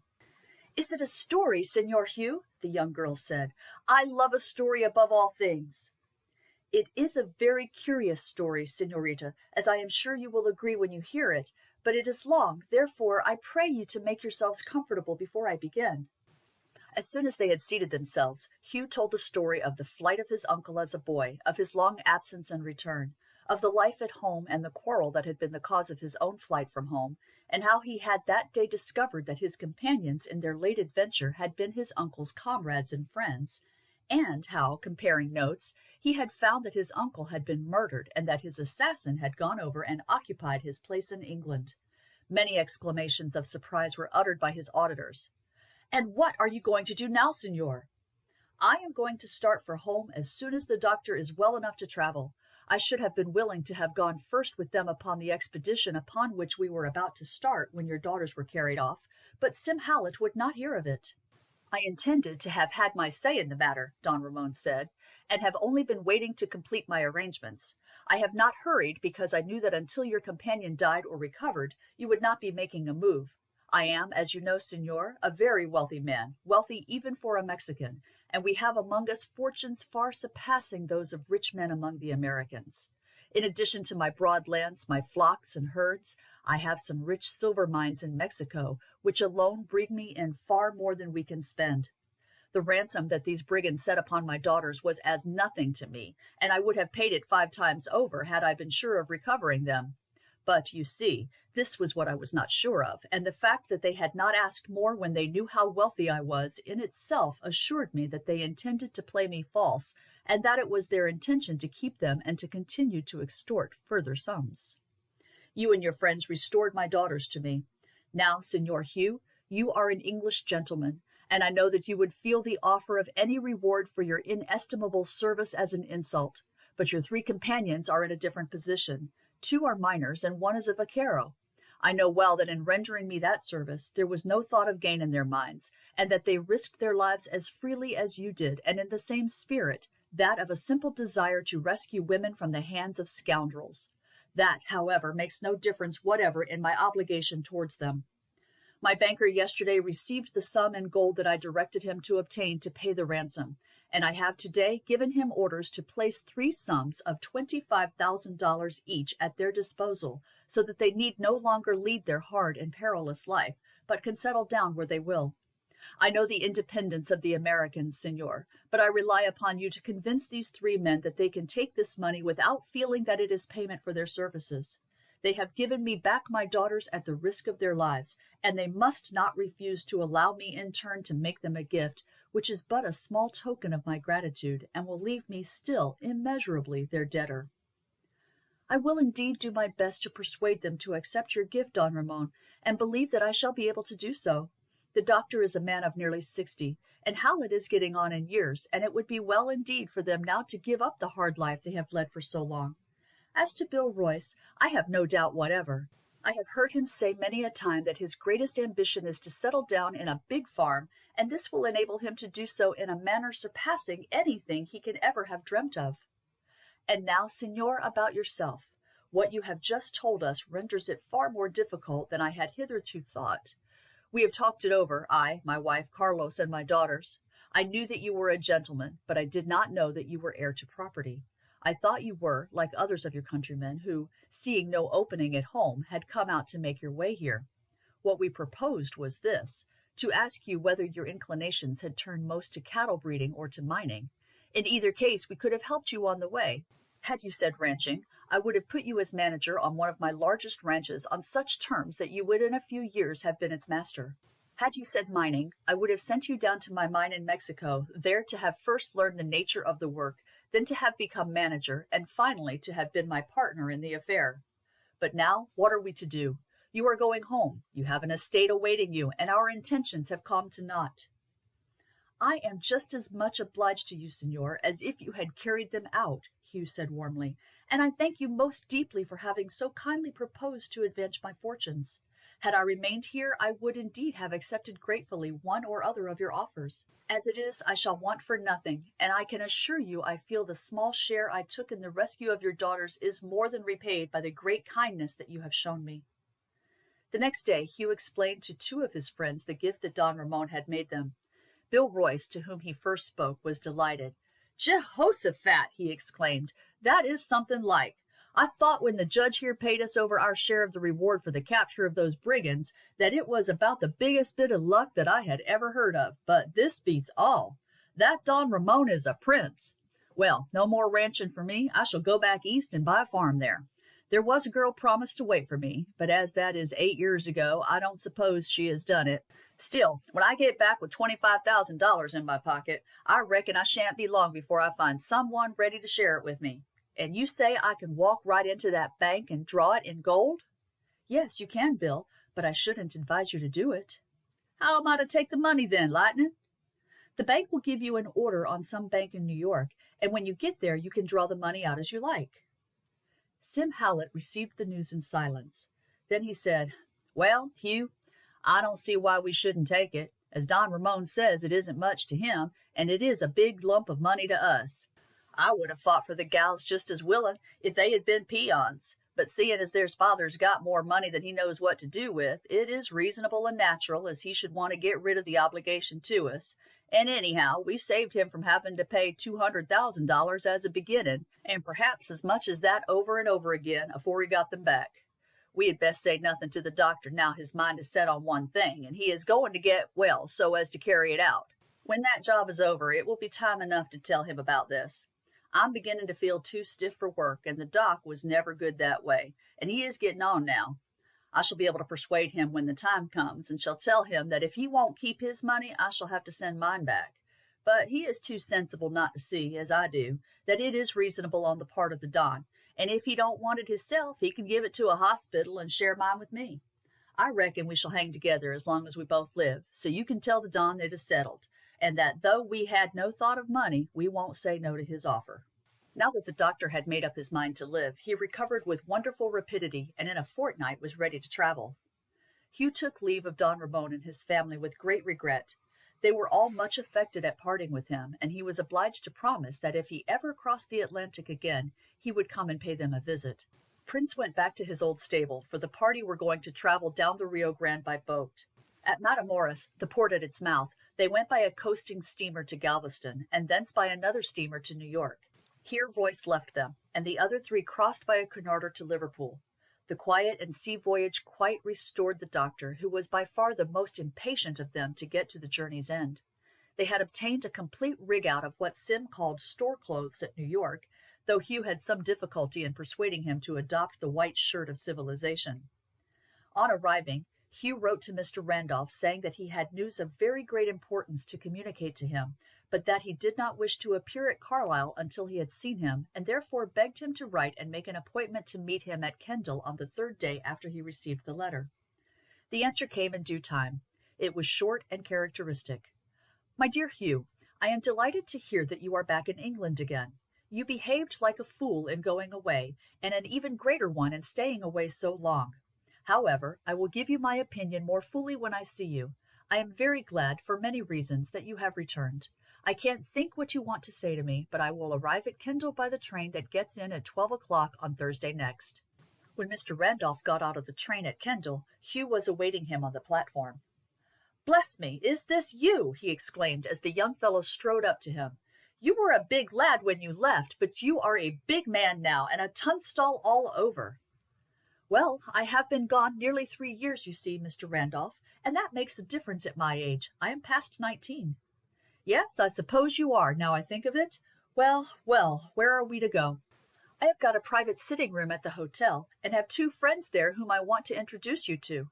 When I tell you that they have come all the way with me from Mexico to do me a service, they are, you will acknowledge, friends worth having." "Well, that looks as if there were really something in what you have got to say to me, Hugh. Men don't take such a journey as that unless for some strong reason. What are your friends? For as I have no idea what you have been doing these 3 years, I do not know whether you have been consorting with princes or peasants." "With a little of both, Mr. Randolph. One of my friends is a Californian miner, and as good a specimen of one as you can meet with. The other is a doctor, or rather, as I should say, has been a doctor, for he has ceased for some years to practice and has been exploring in mining." "And they have both come over purely for the sake of doing you a service?" Mr. Randolph asked, elevating his eyebrows a little. "Simply that, Mr. Randolph, strange as it may appear to your legal mind. However, as this is the hotel where we are putting up, you won't be kept much longer in a state of curiosity. Sim and Doctor, this is my oldest friend and trustee, Mr. Randolph. Mr. Randolph, these are my 2 very good friends, Dr. Hunter and Mr. Sim Howlett." In the States, introductions are always performed ceremoniously, and the 2 men shook hands gravely with the lawyer. "I said, Mr. Randolph," Hugh went on, "that they were my good friends. I may add that they were also good friends of my late uncle, William Tunstall." "Of your late uncle, Hugh? What are you thinking about? Why, he is alive and well, and more's the pity," he muttered to himself. "I know what I am saying, Mr. Randolph. They were dear friends of my late uncle, William Tunstall, who was foully murdered in the town of Sacramento in California on his way to San Francisco in reply to your summons to return to England." Mr. Randolph looked in astonishment from one face to another as if to assure himself that he heard correctly, but their gravity showed him that he was not mistaken. "Will Tunstall, murdered in California," he repeated. "Then who is it that—" "The man who murdered him, and who, having possessed himself of his letters and papers, came over here and took his place, a gambler of the name of Simmons. My friend obtained a warrant from the sheriff at Sacramento for his arrest on this charge of murder, and for upwards of a year Dr. Hunter traveled over California and Mexico in search of him. It never struck them that it was anything but a case of murder for the money he had on him. The idea of the step Simmons really took, of personating the man he had murdered, never occurred to them. We met in New Mexico and were a considerable time together before they learned that my name was Tunstall, for out there men are known either by their Christian names or by some nickname. Then at once they said they had years before had a mate of the same name, and then gradually, on comparing notes, the truth came out." "Well, well, well! "Well," Mr. Randolph murmured, seating himself helplessly in a chair, "this is wonderful. You have taken away my breath. This is amazing indeed. I can hardly take it in yet, lad. You are sure of what you were saying? Quite sure that you are making no mistake?" "Quite certain. However, the doctor will tell you the story for himself." This the doctor proceeded to do, narrating the events at Cedar Gulch, how the murder had been discovered and the body identified, how a verdict of willful murder against some person unknown had been returned by a coroner's jury, how he and Sim Hallett had gone down to Sacramento, and how they had traced the deed to the gambler Simmons. "There can be no doubt," Mr. Randolph said when he concluded, "that it is as you say, and that this man is William Tunstall's murderer." "And we shall be able to bring him to justice, shall we not?" Hugh asked. "That was why I wanted you to meet me here, so that we could arrange to arrest him before he had any suspicion of my return." "Ah, that is a different thing altogether, Hugh. The evidence of your two friends, and the confirmation that can doubtless be obtained from Sacramento as to the existence of the gravestone erected to William Tunstall, and of the finding of the coroner's court, will no doubt enable us to prove to the satisfaction of the courts here that this scoundrel is an impostor. But the murder case is different. In the first place, you would have to bring forward the charge and give your evidence in the United States and obtain an application for his extradition. British law has no jurisdiction as to a murder committed in a foreign country. Having set the United States authorities in action, you would return here and aid in obtaining an order from a magistrate here for that extradition. The evidence of your friends would doubtless be sufficient to induce a magistrate to grant such an order, and then he would be taken over to the States and, I suppose, sent down to California to be tried there. Your friends here will be best able to judge whether any jury out there would convict a man for murder committed 8 or 10 years ago, unless the very strongest evidence was forthcoming. It would be next to impossible to obtain the evidence of those people, the waiters and others, from whom your friends gleaned the facts that put them upon the trail of Simmons, and without that evidence there is no legal proof that would hang a man. Morally, of course, there would seem to be no doubt about it. He and you were in the mining camp together. He knew the object for which Will Tunstall was leaving for England, and that he was entitled to considerable property upon arriving here. He followed him down to Sacramento, or at any rate he went down at that time. They were together drinking. There your uncle was found murdered. This man appeared here with the letters that your uncle carried and obtained possession of the estate. It is a very strong chain of evidence, and were every link proved might suffice to hang him here. But at present you have no actual proof that Simmons ever was in Sacramento with him, or was the man he was drinking with, and even could you find the waiters and others, it is very unlikely that there would be any one to identify him after all this time.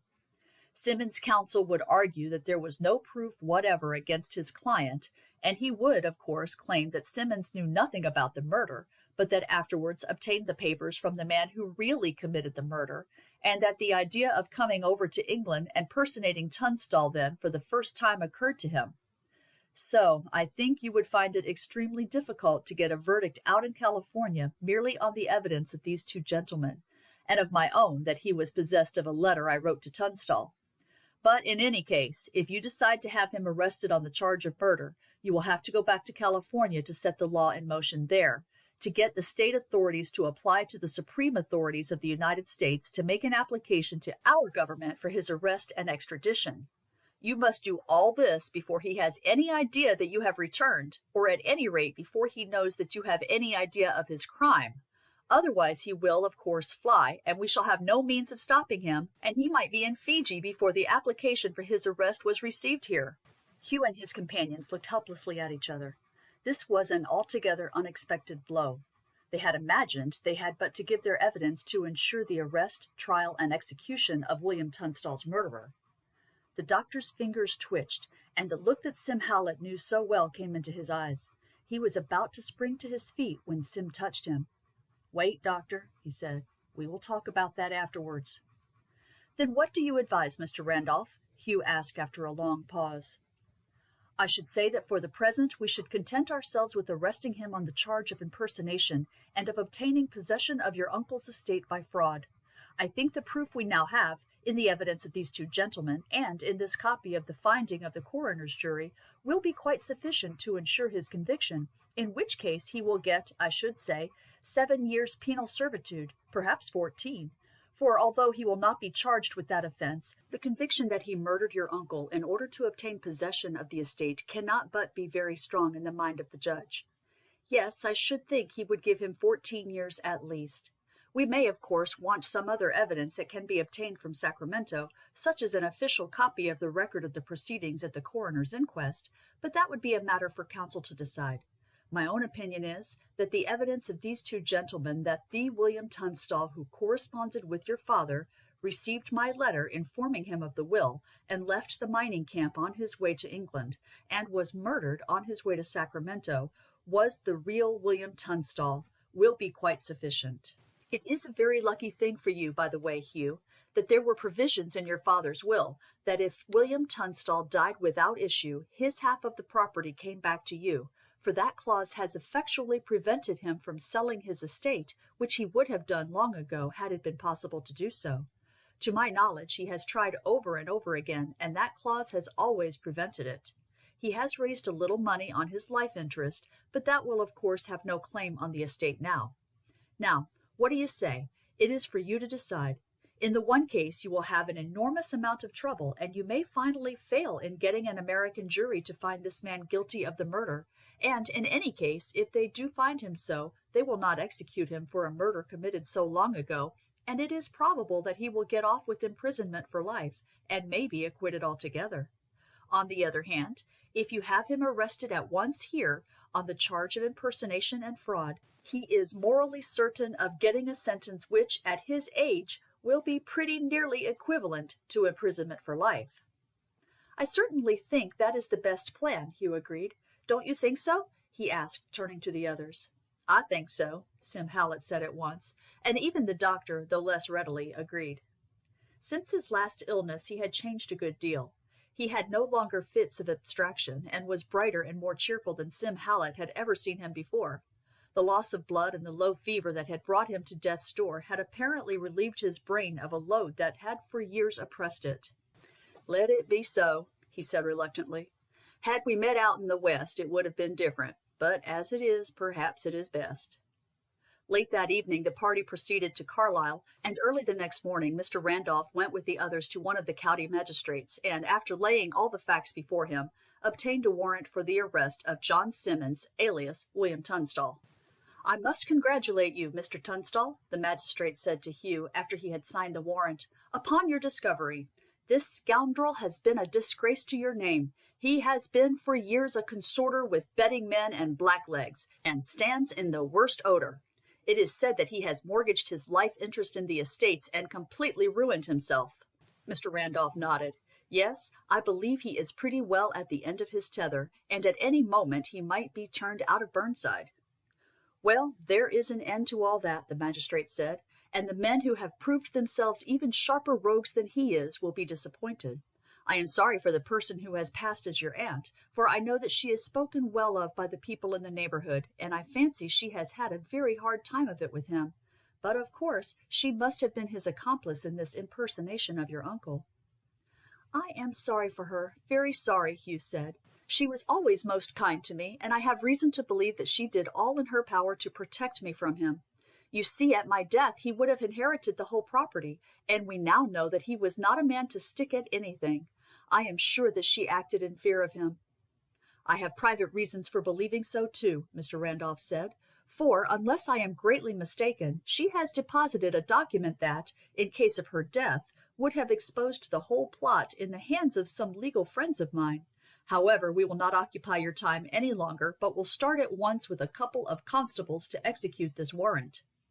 Returning to Carlisle, Mr. Randolph secured the services of 2 constables, and hiring vehicles, they started at once for Burnside. On arriving there, Mr. Randolph said to the servant, "Announce me to Mr. Tunstall. Do not say that I am not alone." Following him closely, they went across the hall, and as he opened the door and announced Mr. Randolph, the others entered. The man was standing on the hearth-rug. The woman looked flushed and excited. They were evidently in the midst of a quarrel. Simmons looked up in angry surprise when the party entered. "Do your duty," Mr. Randolph said to one of the constables.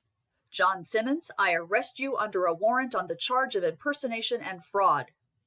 A deep Mexican oath burst from the lips of the man. Then he stood quiet again. "Who dares bring such a charge against me?" he asked. "I do," Hugh said, stepping forward. "And these are my witnesses, men who knew you at Cedar Gulch and who identified the body of my murdered uncle." "Traitress!" Simmons exclaimed in Mexican, and in an instant his arm was stretched out and there was a report of a pistol.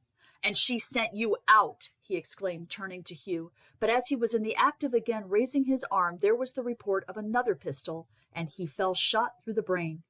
The others stood stupefied at the sudden catastrophe, but the doctor said quietly, "I saw his hand go behind him, and knew he was up to mischief. I ought not to have waited. It is always a mistake to wait in these cases." Hugh sprang forward towards the woman who had been kind to him, but she had fallen back in her chair. The gambler's bullet had done its work. It had struck her on the temple, and death had been instantaneous. The excitement in the county when the news spread of what had taken place at Burnside was great indeed, and the revelations made before the coroner's jury greatly added to it. They returned a verdict that Lola Simmons had been willfully murdered by John Simmons, and that the latter had come by his death at the hands of Frank Hunter, who had justifiably shot at and killed him while opposing by armed means the officers of the law, and that no blame attaches to the said Frank Hunter. When all was over, Hugh was warmly congratulated by the gentlemen who had come in to be present at the inquest, upon his recovery of the whole of his father's estate, and upon his escape from the danger he had certainly run at the hands of the murderer of his uncle. He was much affected by the death of the woman he still thought of as his aunt, and the document that she deposited at the lawyer's in London showed how completely she had acted under fear of her husband, and that she had knowingly risked her life to save his. The doctor and Sim Howlett remained for a fortnight with him at Burnside. He had urged upon them to make it their home for a while and to settle near him, but at the end of that time the doctor said to him one evening, "Sim and I have talked matters over, Hugh, and we have made up our minds.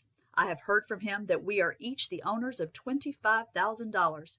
I should not have taken it had I known it at the time, but I should not like to hurt the Don's feelings by sending it back now, and perhaps it will do more good in my hands than in his. So Sim and I are going back to California. We shall buy a place near the spot where I lived so many years ago. Sim tells me he has told you the story. And there we shall finish our days. When we die, the money will go to charities. That is our plan, lad. We shall find plenty to help, and what with that and a little gardening, our time will be well occupied, and Sim and I will have plenty in the past to look back upon and talk about." And so a week later they sailed. Hugh went with them to Liverpool and saw them off, and then traveled for a time on the continent, for Burnside was repugnant to him after the tragedy that had been enacted there. On his return he went down to Norfolk and stayed for some time with Luscombe, and the visit was so pleasant that it was repeated whenever he happened to be in England. 3 years later he had crossed the Atlantic again. He traversed the States more easily now, for the railway across was almost completed. After spending a month in California with the doctor and Sim Howlett, whom he found well and happy, he visited Don Ramon at El Paso. There had been changes here, for both Don Carlos and his 2 sisters were married, and all insisted upon his being their guest for a time. His first visit after his return to England was again to Norfolk. It was a short but important one, and on its termination he went back to Burnside to give orders for many changes and alterations that were to be made with all speed in view of the coming of a new mistress. It had for some time past been apparent to Luscombe that the remark he had laughingly made years before on the banks of the Canadian was likely to bear fruit, and that his sister Phyllis constituted no small portion of the attraction that brought Hugh down to Norfolk. Indeed, before leaving for the States, Hugh had chatted the matter over with him. "Of course, you have seen, Luscombe, how it has been. I shall be 23 by the time I get back, which is quite young enough for a man to talk about marriage. As soon as I do, I shall ask Phyllis." "Just as well to wait, Hugh. It seems to me that you and Phyllis pretty well understand each other, but I don't see any use in engagements till one can fix a date for the marriage, and as you have made up your mind to go on this trip, it will save you both a lot of trouble in the way of writing to leave it alone until you come back. It is a horrid nuisance to keep on writing letters when you are traveling. Besides, you know the governor has strong ideas against early marriages, and will think you quite young enough then, and so I should say, leave it as it stands." And so Hugh had left it, but it is doubtful whether he had left Phyllis quite in ignorance of what would be said on his return. At any rate, no time was required by her before giving an answer to the question when it was put, and 2 months later the marriage took place. Many as were the presents that the bride received, they were thrown completely into the shade by that which arrived as a joint gift from Don Ramon and his family a few days before the wedding, being sent by their order from Tiffany's, the great jeweler of New York. It consisted of a case of jewelry of extraordinary value and magnificence, and was, as Mr. Luscombe senior remarked, suitable rather for a princess of royal blood than for the wife of a Cumberland squire. The return of Mr. and Mrs. Tunstall after the termination of their honeymoon to Burnside was hailed with great rejoicing by the tenantry, who were happy to know that the old state of things had at last returned, and that a resident landlord with an English wife would in future be established in the family mansion. The end.